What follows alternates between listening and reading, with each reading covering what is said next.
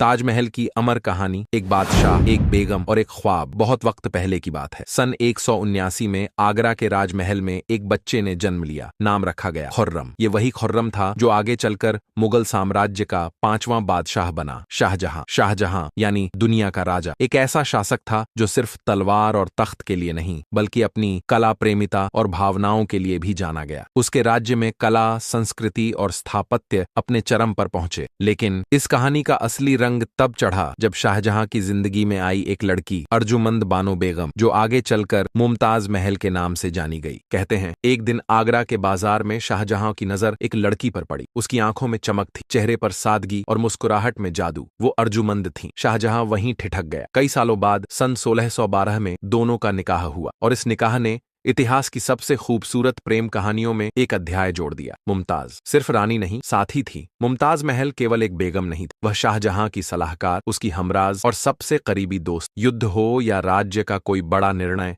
मुमताज हमेशा शाहजहां के साथ होती। उनकी मोहब्बत ऐसी थी कि जहां शाहजहां गया, मुमताज उसके साथ रहीं, यहां तक कि युद्ध के मैदानों में भी। लेकिन मोहब्बत की यह कहानी जल्द ही एक दर्दनाक मोड़ लेती है। सन 1631 की बात है। मुमताज महल अपने 14वें बच्चे को जन्म देते वक्त दुनिया को अलविदा कह गया। शाहजहां टूट गया। कहते हैं कि उस दिन के बाद से शाहजहां ने हंसना छोड़ दिया। बाल सफेद हो गए, दिल वीरान हो गया। लेकिन उस वीराने में एक ख्वाब पल रहा, एक ऐसा मकबरा जो मुमताज की याद को हमेशा के लिए अमर कर दे। और तब जन्म हुआ ताजमहल का। सन 1632 में यमुना नदी के किनारे एक ऐसा निर्माण शुरू हुआ जिसे आज हम ताजमहल के नाम से जानते हैं। 20,000 से ज्यादा कारीगर 22 सालों तक दिन रात लगे रहे।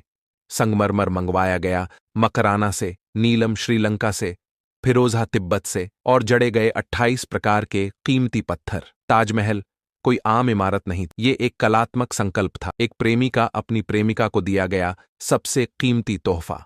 ताजमहल के चारों कोनों पर खड़ी 4 मीनारें हल्की सी बाहर की ओर झुकी हुई हैं, ताकि अगर कभी भूकंप आए तो वे मुख्य मकबरे पर न गिरें। इसके केंद्रीय गुंबद के नीचे मुमताज की प्रतीकात्मक कब्र है और ठीक बगल में शाहजहां की भी। लेकिन असली कब्रें तहखाने में गुप्त रूप से रखी गई हैं, एकदम साधारण, बिना किसी आडंबर के, जैसे उनका प्रेम सच्चा, शुद्ध और गहरा। लेकिन क्या शाहजहां ने अपना सपना पूरा होते देखा? नहीं। उसके बेटे औरंगजेब ने तख्त हथिया लिया और शाहजहां को ही आगरा के किले में कैद कर दिया। सालों तक शाहजहां एक ही खिड़की से हर रोज ताजमहल को निहारता रहा। वो देखता रहा उस प्रेम की याद को जो अब पत्थर में ढल चुकी। सन 1666 में शाहजहां ने आखिरी सांस ली और उसके पार्थिव शरीर को मुमताज की कब्र के पास दफना दिया गया। ताजमहल पत्थरों में बसी एक दुआ।